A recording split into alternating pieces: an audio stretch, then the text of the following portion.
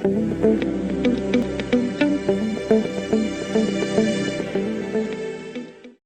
good morning. I'm Morgan Taylor Brown. I'm from Fayetteville, Georgia. I attend Fayette County High School.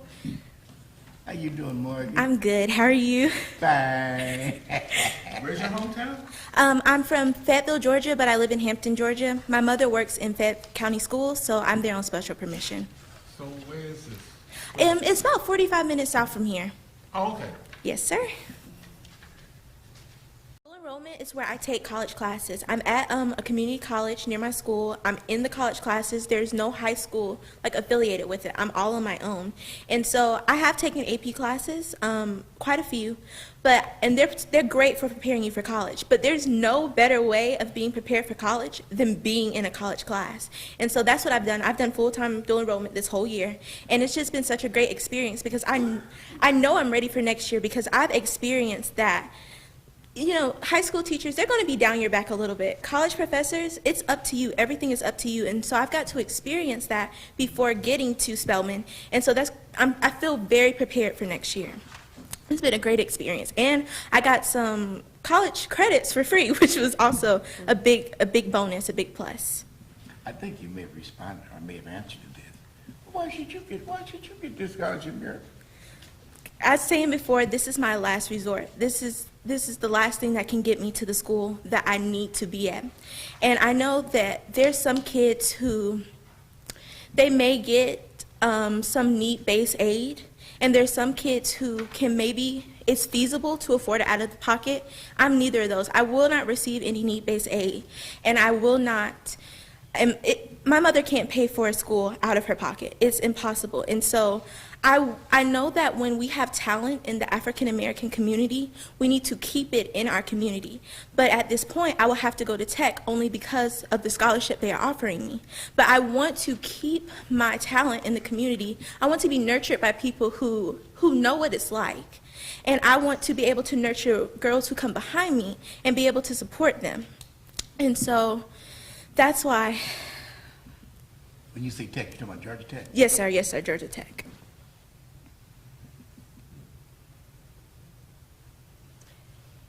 You talk, Morgan, about your challenges and your obstacles. Yes. And movingly about your mother and your father. In the classroom, what have been your biggest challenges and obstacles? I'm a girl who is very involved in the STEM field. I love my sciences, I love my maths, and being an African American girl in the STEM classes, in AP Chem, in the advanced math classes, is not easy because I have been taught by predominantly white males. They're not expecting me to succeed. And so when it comes to helping one student over another, I'm not the first person they go to. So a lot of times I've had to either reach out to men or women who didn't really want to help me because they didn't think I belonged there, or I had to go out on my own and get the research because AP chemistry was not easy. Mm-hmm. Last year was a struggle being in AP classes, being in advanced math classes, but I made it work because I like to prove people wrong. And so I left with one of the highest averages in my AP chemistry class, even though my teacher didn't want to help me. I'm number 10 in my class, and that's a huge deal compared to, I've had to self-teach myself a lot during my years at Fayette County High School.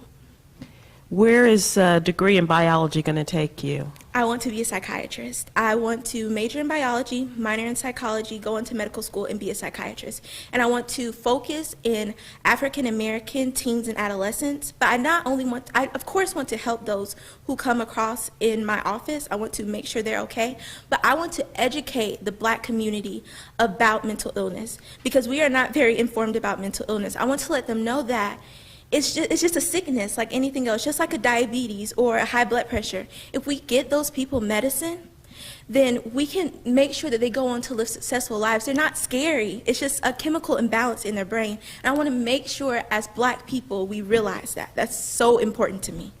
It was an experience that really built me, and I think it grew me up during that summer. I had to grow up a lot because I had to take care of myself a lot on those walks, and they left it a lot. Like, when we had a task, they're too busy to kind of guide you through it. They tell you what to do, and you have to do it. And it grew me up. It was a great experience.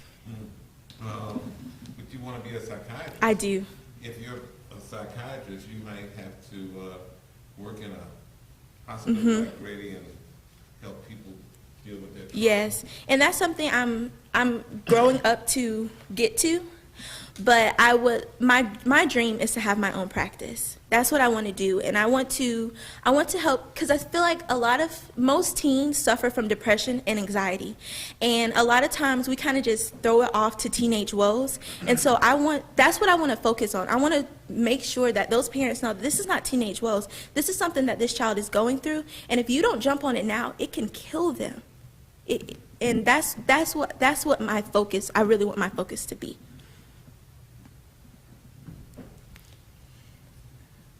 You have seemed to be able to balance a lot between academics, extracurricular activities, volunteering, and working. Yes, ma'am. Quite a bit too. How do you balance all that? Honestly, prayer. It's been times where I didn't think I could do it, but I had to get on my knees and I had to pray and I had to ask God for the strength to keep going, because sometimes it wasn't easy. And also, my mother is my backbone. Without her, I wouldn't be here. And it's time management. It's a lot of times, I have a list everywhere. I write down what I need to do, and I get satisfaction from kind of crossing it off. And so with those three things, that's what kind of kept me going, kept me balanced. It's just time management, God, and my mother. Other than a family member, who would you say has had the most profound impact on you today? In 11th grade, my AP psychology teacher had the most impact on me. Up until last year, I wanted to be a pediatrician, but taking that AP psychology class, that's what flipped it. And I was like, I have to do something with psychology. I have to do something with the mind.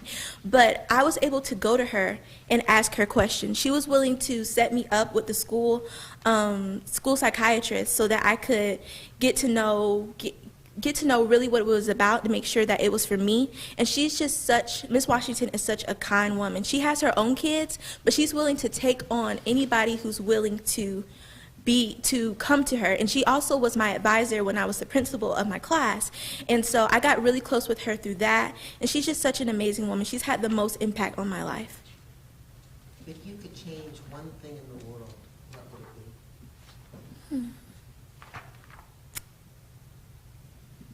I think it would probably have to go back to mental health. I think that I feel like I'm not the only one who suffers from a parent that's depressed, or a brother that's depressed, or a sister that's depressed. I had a girl at my school, her sister committed suicide, and after that, her life was never the same. She's in my class, and the light in her eyes is gone, and that happens all the time. And so I would make it where mental illness doesn't exist. And one last question. What is the biggest mistake that you've made in your life, and what did you learn from it? I think the biggest mistake that I've made in my life was being scared my junior year. A guy who was, I don't want to say more popular, but more people would tend to vote on him just because of who he was with, ran for president. And because of that, I backed away. And I think I regret that decision a lot, because I had to learn from that I can't be scared of what's going to happen. I just have to go after it. And if it doesn't happen, I tried my best. But what if it does happen? What can happen after that? And so after that, I made a conscious decision of, even when I'm scared, I keep going. Even when I have to, it's no option. This was after you walked the halls of Grady? Yeah.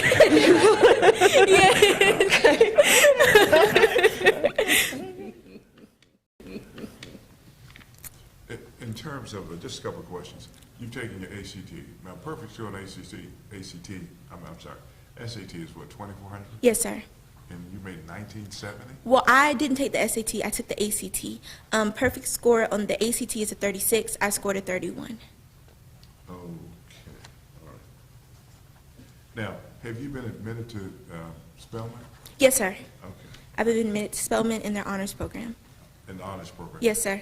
And is there any monies that come with that? No, it's actually been a really rough week, because I got my award letter and it was nothing on there, even though I'm above and beyond what they asked for. They asked for a 28 and a 3.8, and I have a 31 and a 4.26. And I called, and she was like, well, we're done giving out scholarships. Have you been applying for outside scholarships? And I was like, yes, ma'am, but is there any information you can give me? Because I didn't get anything, not a penny from Spelman. And she was just kind of like, no. And so I'm standing before you kind of broken right now, because everything that I have done since the 8th grade has been for Spelman. Every time I've retaken the ACT, every time that all the late nights that I've spent taking those harder classes when I could have taken the easier route has been for Spelman. And they just kind of, it was an oh well kind of thing. So it's been hard. It's been a hard week. Have you applied for other financial aid? I have. I did the FAFSA. I've applied for other scholarships. I applied for Ron Brown. That didn't work out. I applied for Jack Kent Cooke. That didn't work out. So it's been tough. Do other scholarships like the Hope? Yes, figure but in? because Spelman's private, it's $2,000. So my financial aid letter basically told me to take $38,000 out in loans a year, and I can't. Me and my mom can't afford that. And then one quick question. Yes, ma'am. How many college credits are you going into? I can go into Spelman as a sophomore. And why Spelman? Spelman has been my dream since the 8th grade. I'm an only child, and so that sisterhood is amazing to me. I long for that sisterhood. I long to be able to be around girls who are like me, who are similar to me. But also, Spelman has such a rich history, and they graduate such amazing women such as Alice Walker, who wrote The Color Purple, or Esther Roll, who's best known for her role in Good Times. But above all, I'm there for an education. And Spelman is going to give me that great academic base for medical school. They send the most African American females to medical school. Their graduation rate is 67%, which is above the national average for graduating. And in spring of 2015, they were ranked number 10 most innovative school in the nation, which means that they're not only being innovative in campus life and technology, but in their curriculum, which means that they are making sure that we're ahead of the game, that we're ready. We're ready for those internships. We're ready for medical school or graduate school or whatever we're wanting to do after we leave those four walls. Spelman is making sure we're ready, that we can compete with anybody, no matter what school we come from. You're not in Spelman yet? No. Is your mom a Spelman grad? No, my mom went to Howard her first semester, but her mother got sick, and because of that, she had to come home. And so that wasn't a great experience for her. So she wanted to be at a HBCU, but she just couldn't. She had to come home to UGA because it was cheaper, and she had to take care of her mother. Thank you. You participated in the Spelman summer program? I haven't, no. It's been kind of pricey, and Oh, yes, sir. So haven't really had the chance to, but I would have loved to. Your interest in mental health is because of your father? Yes, it's been hard watching that, watching him. You know, it's gotten worse over the years, and growing up, I don't know if maybe I'm just being able to realize it more, but he's one of those who will not accept it. Nothing's wrong with me. Nothing's wrong with me. And it's been, I feel like I know that our relationship would have been better if he would take that treatment. And my mother being a counselor, it's kind of weird that he won't listen to her. He won't listen to his mother. He won't listen to me. So, yeah, that's hard. He's a vet, you said? Yes, he's a disabled veteran. You volunteered grading. Yes. How's that experience? That was an experience.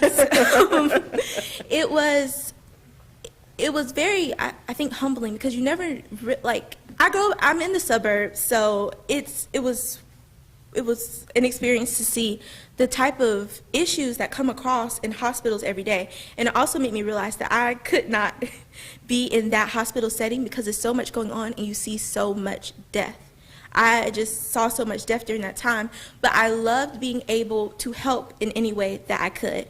It was a great experience. I was kind of young at the time, and so it was heavy, and like walking back and forth around Grady was scary. Okay, thank you. It was nice meeting you all, and I want to thank you so much for the opportunity. It's a pleasure. Thank you. Good luck to you. Take care, girl.